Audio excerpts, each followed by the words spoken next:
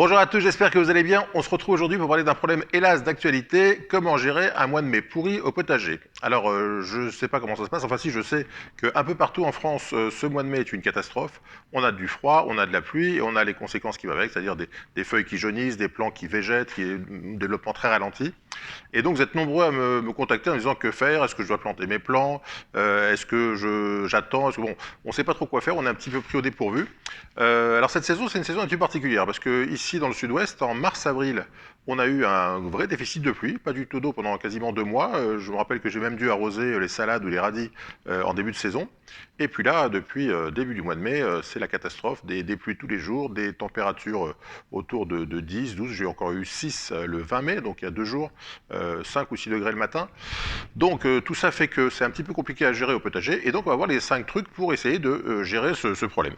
Alors, première chose, ça c'est vraiment une chose que je tiens à vous dire parce que vous êtes nombreux à être un peu dans cette situation, ne pas se décourager, ne pas déprimer, parce que c'est vrai que quand on a lancé ces semis, surtout quand on fait ces semis, on a fait ces semis depuis le mois de février pour les aubergines, les poivrons, on a commencé à semer les tomates en mars, on a commencé à semer les cucurbitacées en avril, on a tout ça on a fait des allers-retours entre le chaud et le froid, entre l'extérieur et l'intérieur.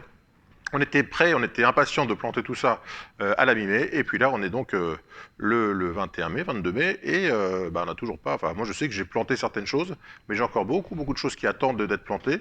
Les choses que j'ai plantées, les tomates, certaines tomates ont pris le froid, certaines ont gelé, j'avais planté quelques courgettes en kamikaze, celles qu'on fait parfois des semis kamikazes pour essayer de démarrer un peu tôt, ça a gelé. Les poivrons que j'ai plantés la semaine dernière, pas les poivrons, les melons, que j'ai planté la semaine dernière, il commence à faire la tête parce qu'il fait trop froid, malgré le tunnel. Bref, c'est un peu compliqué. Donc première chose, ne pas déprimer, ne pas se décourager. Bon, ça arrive, hein, il y a des années avec, il y a des années sans. Et donc il ne faut pas se décourager, il faut essayer de garder le moral et se dire que, on le sait bien, après la pluie vient le beau temps. Donc soyons patients et soyons, on va dire, espérer. Deuxième chose, il faut essayer de voir le côté positif des choses. Alors c'est vrai que le froid et la pluie, les températures un peu basses, c'est pas bon pour tout ce qui est légumes du soleil, hein, donc tout ce qui est tomates, poivrons, aubergines, cucurbitacées, bon ça souffre, ça a du mal à supporter. En revanche, pour tous les légumes plus européens, on va dire, je sais pas, les choux, les pois, les fèves, même les fraisiers, qu'est-ce que j'ai noté d'autre, les épinards, les radis, les salades, toutes ces plantes-là supportent plutôt mieux les températures fraîches que les grandes chaleurs.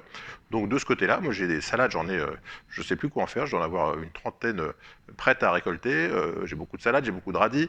Donc voilà, donc faut voir le côté positif. On a les choux se développent bien. Donc on a d'un côté les légumes du soleil qui ont du mal, mais d'un autre côté on a d'autres plantes qui se développent bien. Donc faut essayer de voir le côté positif.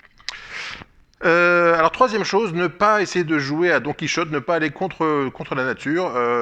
Si on a de la pluie, si on a une terre très argileuse, très boueuse, faut pas aller commencer à travailler le sol, faut pas essayer de planter des choses dans les terres boueuses et pleines d'eau, parce qu'on fait plus de dégâts qu'autre chose. Si vous essayez de planter vos plants dans une terre pleine d'eau, vous allez compacter la terre, vous allez asphyxier vos plants. Et donc, en pensant accélérer les choses, vous allez plus faire de mal que de bien. Donc, il faut être patient, il faut attendre que le sol se ressuie, c'est-à-dire que l'eau s'évacue dans les nappes et que la terre devienne juste un petit peu humide. Et donc, il faut éviter d'aller planter en se disant je m'en fous, on est mi-mai, je plante et puis voilà. Donc, il faut être patient et ne pas essayer d'aller contre nature. Autre chose, pour savoir quand planter, se fier aux signes, ce qu'on appelle les signes phénologiques. La phénologie, c'est les événements qui se produisent en fonction du climat et des températures. Vous savez que par exemple, on dit qu'il faut planter les pommes de terre en avril quand les lilas fleurissent. C'est un signe phénologique. On dit par exemple qu'on plante les légumes du soleil quand les rosiers commencent à fleurir. Alors moi, j'ai vu justement ce matin que j'avais quelques roses qui commençaient à apparaître. On est encore une fois pour la fin mai. Moi, d'habitude, j'ai des roses dès le début mai. Et là, je commence à avoir des roses. Donc bon, ça va être le moment de planter les légumes du soleil. Mais donc se fier aux signes phénologiques parce que la nature, c'est pas que la nature est très géniale et c'est tout, mais simplement les éléments naturels se développent par rapport aux températures, par rapport à la durée du jour, par rapport à l'humidité. Et donc ça, les plantes ont on va dire un logiciel qui permet de dire j'ai assez de température, donc je fais des roses, ou j'ai assez de température, donc je fais fleurir mon lilas. Et donc ces signes naturels, ça vous permet de savoir que vous êtes à la bonne température, vous êtes à la bonne humidité, et que c'est bon pour le faire. Donc pour les légumes du soleil, par exemple, fiez-vous à la floraison des rosiers, ça peut être un bon signe phénologique pour y aller. Quatrième chose importante pour gérer les mois de mai pluvieux comme cette année, la protection contre les limaces. Alors on en parle souvent, mais c'est vrai que là, autant en début de saison, on était assez tranquille, on n'avait pas eu pas trop d'escargots, pas trop de limaces. Et là, depuis une quinzaine de jours, c'est une catastrophe. Moi, j'essaye de bien protéger, j'essaye de mettre des produits type granulés, Ferramol pour faire en sorte que les gastéropodes se gavent et donc ne se nourrissent plus et donc dépérissent. Mais malgré ça, j'avais une plaque d'une vingtaine de plants de melon qui étaient tout beaux, que j'ai eu bêtement, j'ai laissé à l'extérieur un soir sans protection, et là je me suis rendu compte il y a quelques jours qu'ils avaient été bouffés. Donc voilà, faut bien protéger des escargots et des limaces, parce que c'est vrai que dès qu'il commence à faire humide et qu'il pleut comme ça pendant longtemps, là c'est la fête à la limace, et donc il faut s'en protéger. Cinquième chose, alors ça c'est pas évident parce qu'on n'a pas trop le moral dans ces conditions, mais il faut pas hésiter à cette période de l'année, surtout quand il fait cette météo-là et qu'on perd des plants, à refaire des semis. Vous savez qu'on dit souvent on dit souvent qu'il faut faire des semis en mars-avril et puis qu'après la saison est lancée, mais en fait non, il faut refaire des semis en permanence. Donc tout ce qui est tomates, salades, et puis même à la limite si vous avez perdu comme moi, par exemple moi j'ai perdu mes plants de melon, et ben j'en ai refait d'autres. Hein. On est que mi-mai, fin mai, il n'est pas du tout trop tard pour faire des semis de melon, de cucurbitacées, de courgettes, etc.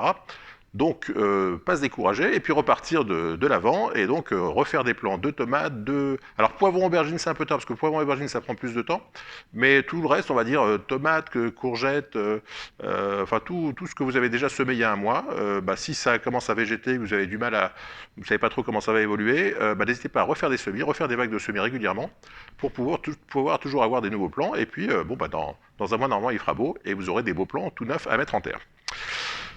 Voilà, alors dernière chose, si vraiment vous constatez que chaque année vous avez des soucis comme ça on voit qu'on a des saisons qui se décalent un petit peu, hein. On a des saisons qui commencent de plus en plus tard et puis qui parfois vont un peu tard. Moi je sais qu'en Gironde ici on a souvent de très beaux septembre, octobre, un bel été indien. Donc on voit qu'on a des saisons qui se décalent, mais si vous voyez que la saison se rétrécit et que vous voulez vraiment faire du potager, il faut penser à une serre, parce que c'est vrai que la serre, ça permet de commencer plus tôt dans la saison, parce qu'on se protège des pluies. Même cette année avec le froid, le fait de se protéger des pluies, si on a des températures à 10-12, c'est pas évident, mais enfin au moins on se protège des pluies. Et puis ça permet aussi d'aller plus loin dans la saison. Donc dernier truc, si vraiment vous voulez vous engager dans le potager, pensez à vous équiper d'une serre. Donc voilà quelques petits trucs que je voulais faire pour essayer de rassurer un peu tout le monde, parce que c'est vrai que je sais que vous êtes, enfin moi je reçois beaucoup de messages de gens qui me disent je suis désemparé, j'avais des beaux plans, et puis je vois que chaque jour s'habillent un petit peu, ils jaunissent, on voit bien qu'ils ont envie d'aller en pleine terre, ils ont besoin d'avoir des nutriments pour se développer. Alors il y a aussi une dernière solution dont je n'ai pas parlé, mais qui est encore possible, c'est de replanter les pots dans des pots de plus en plus gros. Alors c'est vrai qu'on commence dans des petits pots des fois des alvéoles de 3 cm, après on les met en 5 par 5, 7 par 7, etc. Parfois 1 litre. Donc augmentez le pot tant que c'est possible, mais c'est vrai que si vous avez un potager assez grand, c'est compliqué de planter 100 pots, 100 plants dans des gros pots.